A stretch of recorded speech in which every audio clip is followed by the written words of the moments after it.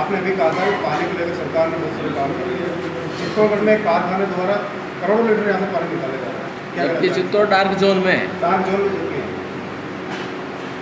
सत्ता फिर आपके लिए प्रश्न है, लोकल आप बताओ। आप लोकल का प्रश्न आप बताओ, जवाब दो। इसमें तो प्रशासन से पूछो ना। वही तो प्रशासन भैया बात है ना, जिसका ठेका है पार्टी का पदाधिकारी, प्राइवेट सेक्टर का काम है। जिनका ठेका है पार्टी का पदाधिकारी। ठेके तो कोई भी लेंगे, जो वेंडर होते हैं कोई भी ले रहा, मुझे तो पता नहीं किस पार्टी पदाधिकारी का है, लेकिन कोई भी वेंडर ठेके लेंगे। ये तो कोई आज नई व्यवस्था भी नहीं, ये व्यवस्था भी पुराने टाइम से चली आ रही है। तो कोई सिस्टम होगा ना। तो जल दोहन रोकने का सिस्टम तो बनाओ। क्या बनाएंगे ना? बनाएंगे अगर इस तरह की समस्या आएगी। सरकार आप भी जागरूकता करो, हम भी करेंगे। हमने तो की थी गोसुंडाबाद में 10 साल पहले बोर मैंने रुकवाए थे, आपने नहीं रुकवाए थे। अरे और पार्टी के सारे लोग वहाँ से अरे खा रहे थे। हमारा सबको सामूहिक फर्ज है। नहीं, आप फालतू की बात नहीं करनी।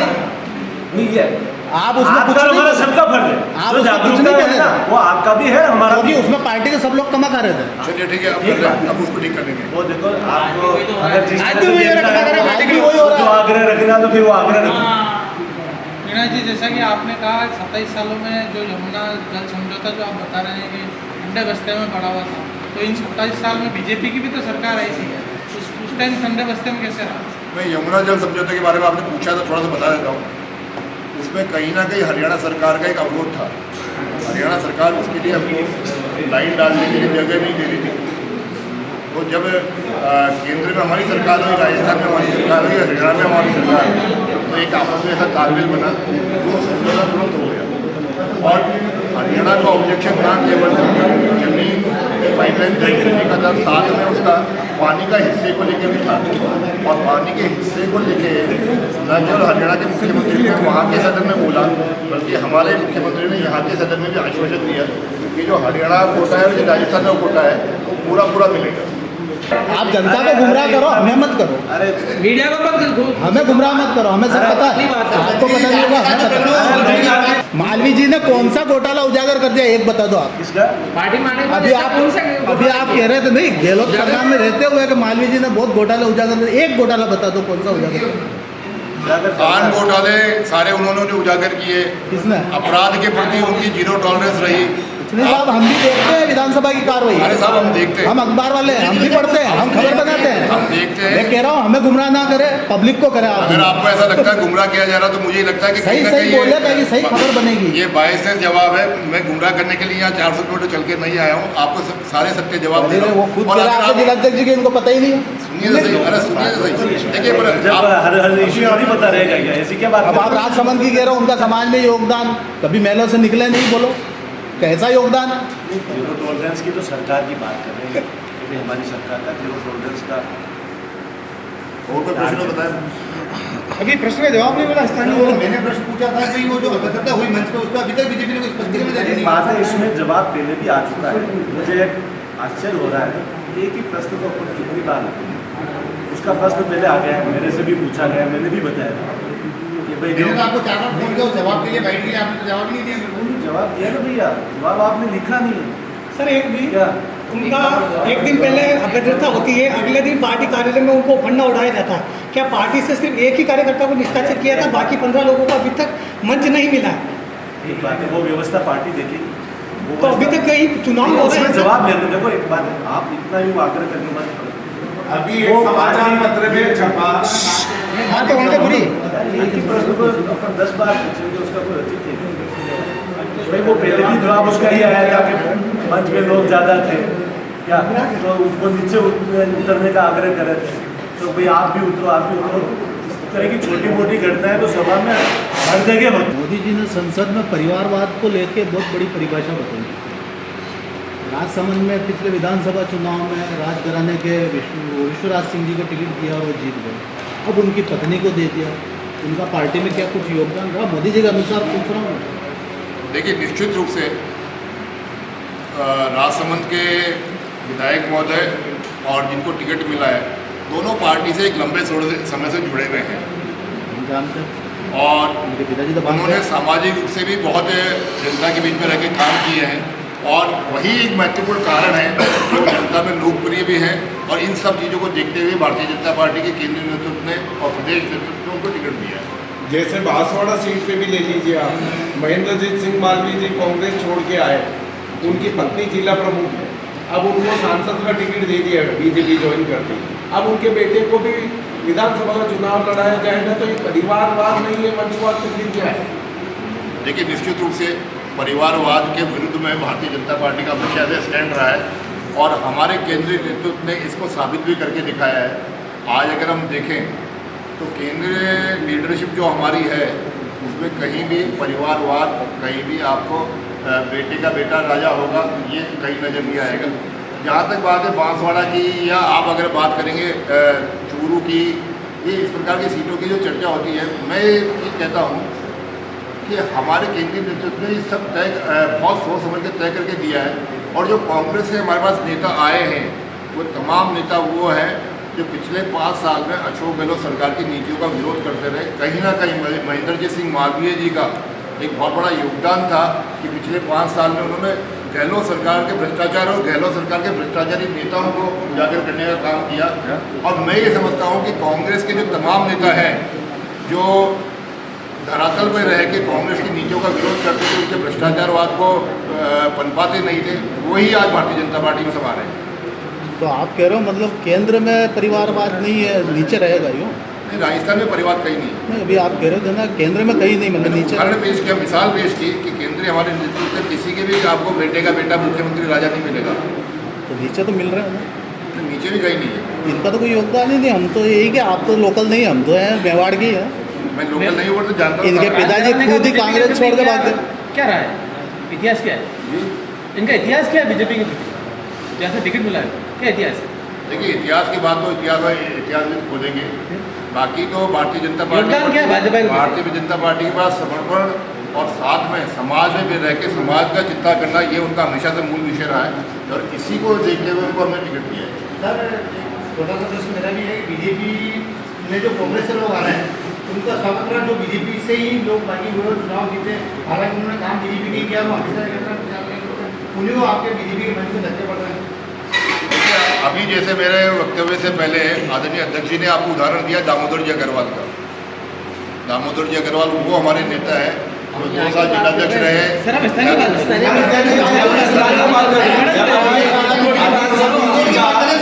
यहाँ की पूछते तो केंद्र की बता रहे हो, यहाँ की पूछते भीलवाड़ा की बता रहे हो। पार्टी में दिया गया था, उनके साथ में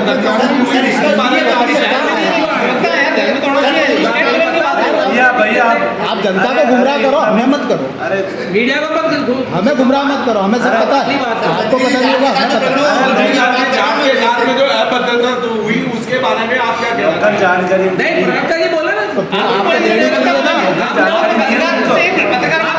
तो प्रदेश की भी तो नहीं है, प्रदेश की भी तो नहीं है। लोकल छोड़ो, लोकल में क्यों लोकल छोड़ो, प्रदेश की भी तो नहीं है। प्रदेश की कहाँ है? मालवीय जी ने कौन सा घोटाला उजागर कर दिया, एक बता दो आप। किसका? पार्टी माने अभी आप कह रहे थे नहीं, गहलोत सरकार में रहते हुए कि मालवीय जी ने बहुत घोटाला उजागर, एक घोटाला बता दो कौन सा उजागर। खान घोटाले सारे उन्होंने उजागर किए। किसने? अपराध के प्रति उनकी 0 टॉलरेंस रही।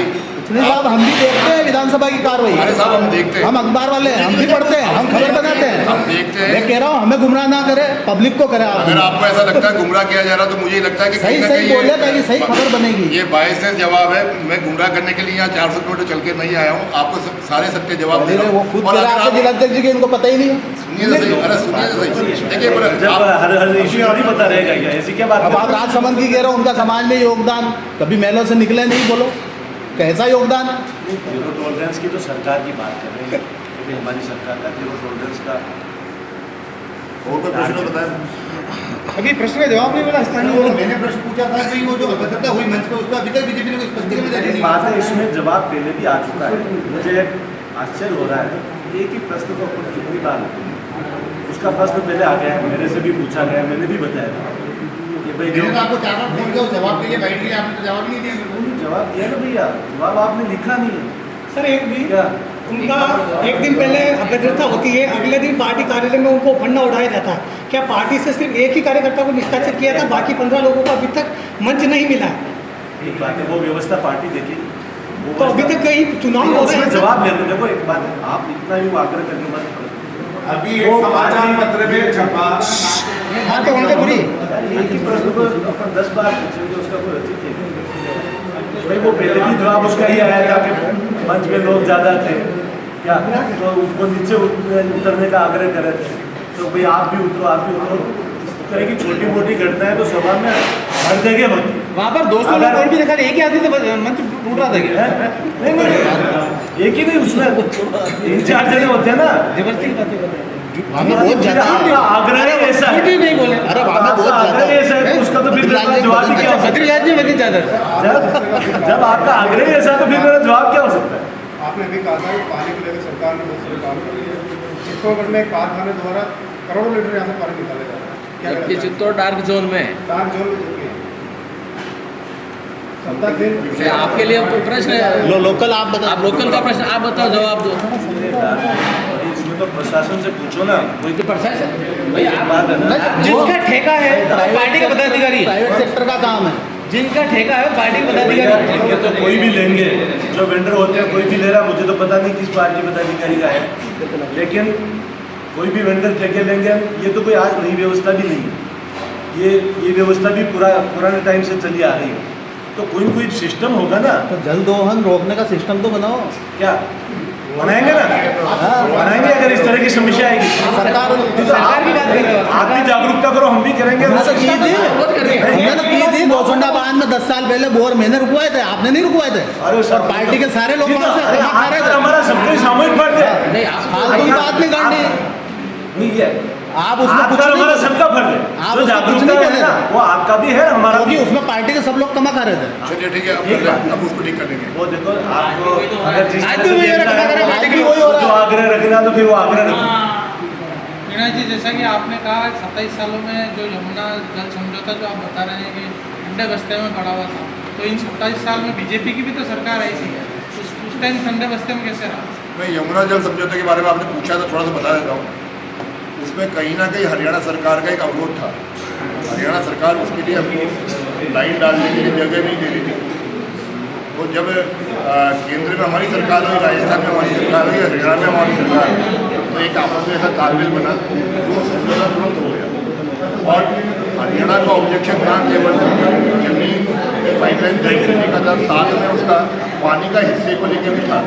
और पानी के हिस्से को लेके न केवल हरियाणा के मुख्यमंत्री ने वहाँ के सदन में बोला, बल्कि हमारे मुख्यमंत्री ने यहाँ के सदन में भी आश्वासन दिया कि जो हरियाणा कोटा है, जो राजस्थान का कोटा है, वो पूरा पूरा मिलेगा।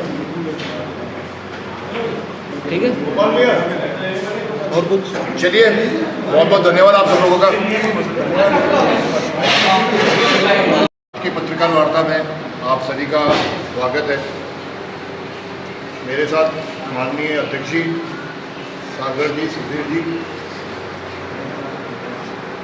तो जैसा कि आप सब लोग जानते हैं, पिछले 10 वर्षों से केंद्र में प्रधानमंत्री आदरणीय नरेंद्र मोदी जी के नेतृत्व में सरकार काम कर रही है।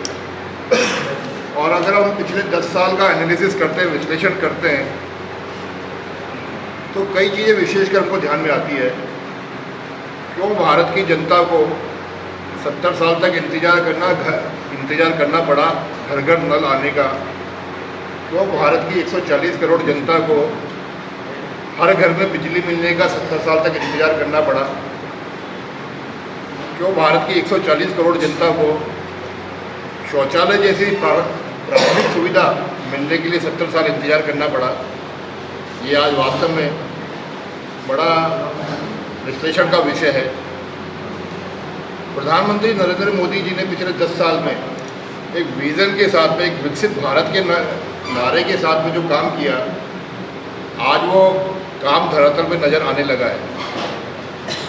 आप लोग इस बात को अच्छे से जानते हैं कि 2014 के चुनाव जब मोदी जी के नेतृत्व में पहली बार हुआ था, तब एक विज़न लेके आए थे, गुजरात का मॉडल लेके आए थे, और जनता ने हमको भरपूर समर्थन दिया और पहली बार गैर कांग्रेसी बहुमत की सरकार केंद्र में बनी। परंतु मित्रों, 2014 से 2019 का समय सबसे महत्वपूर्ण था। भारत की राजनीति में लहर पर सवार होकर कई चुनाव जीते गए, पर परीक्षा तब होती है जब जनता एनालिसिस करती है, और 5 साल 2014 से 19 का एनालिसिस करने के बाद में जिस प्रकार से जनता ने हमको और अधिक सीटें और अधिक मतों के साथ में 303 सीटों के साथ में हमको जिताया, तो मुझे ये लगता है कि कहीं ना कहीं ये जनता की मोहर थी 5 साल के कामकाज के ऊपर।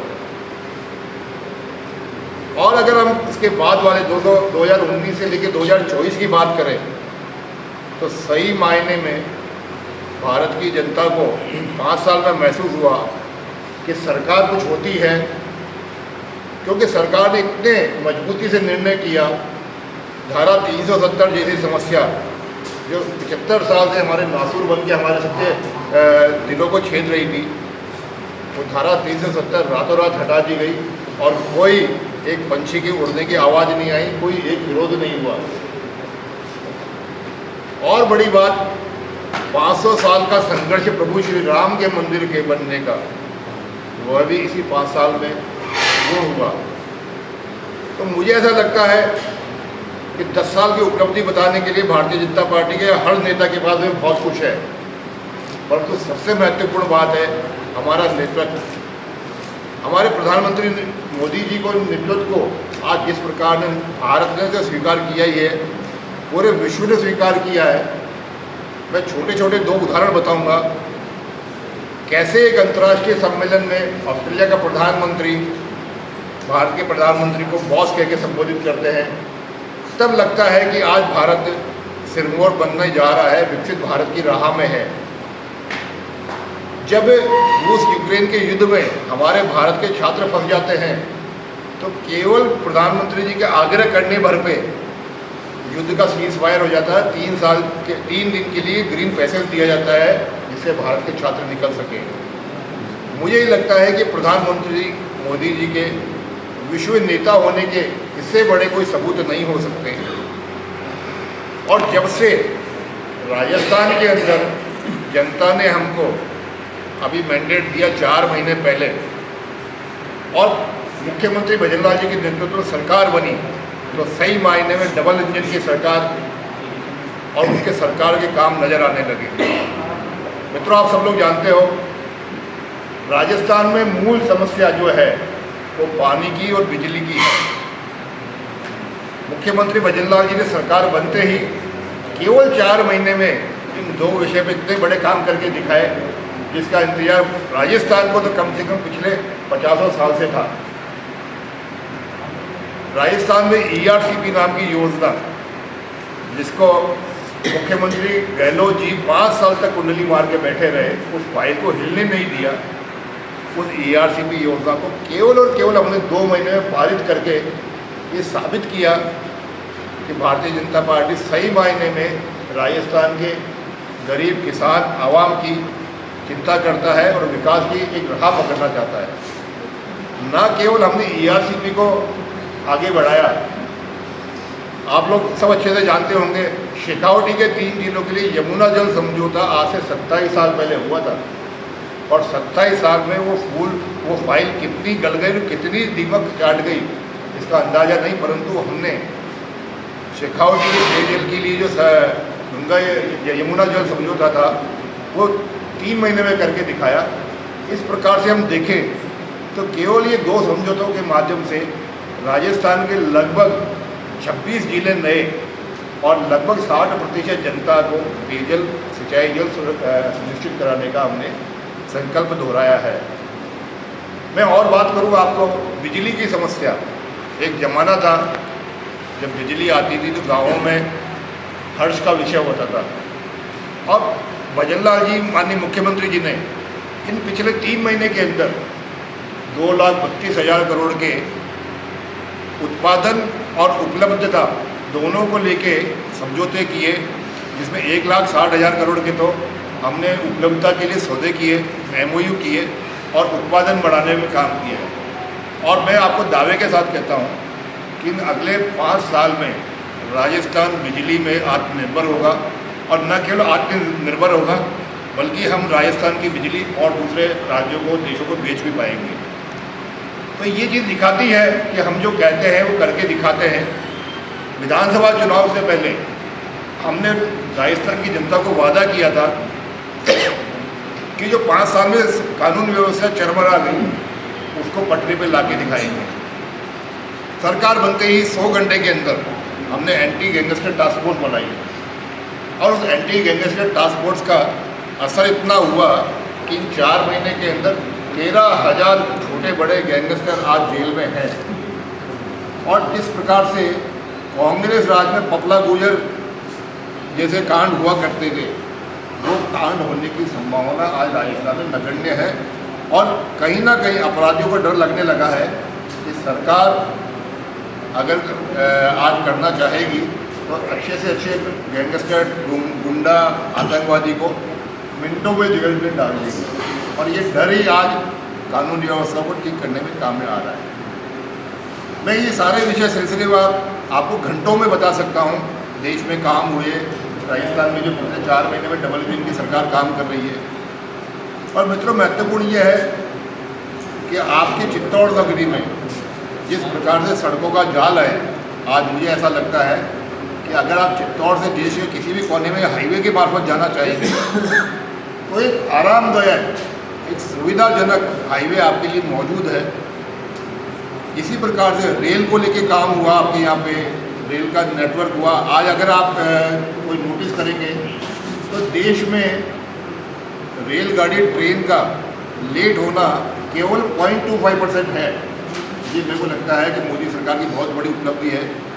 लगभग 99% मानव रहित जो द्वार थे, गेट थे, रेलवे गेट, वो अंडरपास से बन चुके हैं और उसका लाभ हमको चित्तौड़ में भी बहुत मिला है। और आज केंद्र की और राजस्थान की डबल इंजन की सरकार का जो इस प्रकार से काम कर रही है, उसका परिणाम आज अगर हम देखें तो विपक्ष में एक बड़ा डर और भय का वातावरण है। जैसा कि आप सब लोग जानते हैं, कांग्रेस का तमाम नेता कांग्रेस छोड़ के भाग रहे, जो नहीं भाग रहे वो चुनाव लड़ने से डर रहे हैं। और जिनको पार्टी ने जबरदस्ती टिकट पकड़ा दिया वो सार्वजनिक मंच पर ये कह रहे हैं कि हमको तो साहब टिकट दे दिया, लड़ना पड़ेगा। और जो नहीं कह पा रहे वो टिकट लौटा के भाग रहे हैं। मैं उदाहरण देके आपको बताऊंगा। जयपुर राजधानी में टिकट दिया सुनील शर्मा जी को, 3 दिन में टिकट बदल गया। टिकट मिला प्रताप सिंह खाचरियावास जी को। प्रताप सिंह जी खाचरियावास सार्वजनिक मंच पे मीडिया के सामने ये कहते हैं कि मैं तो अकेला खड़ा हूँ, मेरे साथ तो कोई है ही नहीं। फिर 3 दिन बाद वो कहते हैं कि मेरे को तो पार्टी ने आदेश दिया, इसलिए मैं खड़ा हूँ, जीत तो बीजेपी रही है। ऐसी ही गतिविधियाँ हर लोकसभा पे है। जिस प्रकार से आपने देखा भीलवाड़ा का टिकट चेंज हुआ, कांग्रेस का राजसमंद का टिकट चेंज हुआ। और जहाँ कांग्रेस के बड़े नेता हैं, वो चाहे अशोक गहलोत जी हों, भंवर जितेंद्र सिंह जी हों, गोविंद सिंह जी डोटासरा साहब हों, सचिन पायलट जी हों, ये तमाम बड़े नेता चुनाव लड़ने से इस कदर डर रहे हैं कि या तो अपनी सीट समझौते में दूसरे को देना पसंद कर रहे हैं या उन्होंने कई नौसिखिया कैंडिडेट खड़ा करके इटीशरी कर ली। ये सारी चीज़ें बताती है कि आज कांग्रेस में भगदड़ का माहौल है। और इस भगदड़ के माहौल में मैं आपको पूरे दावे के साथ कहता हूँ कि राजस्थान में हम पूरी 25 सीट जीत रहे हैं, ये तो निश्चित है। और मैं दावा ये करता हूँ कि सारी सीटें हम 4 लाख 5 लाख से अधिक मार्जिन से जीतेंगे, ऐसा मेरा कहना है। धन्यवाद।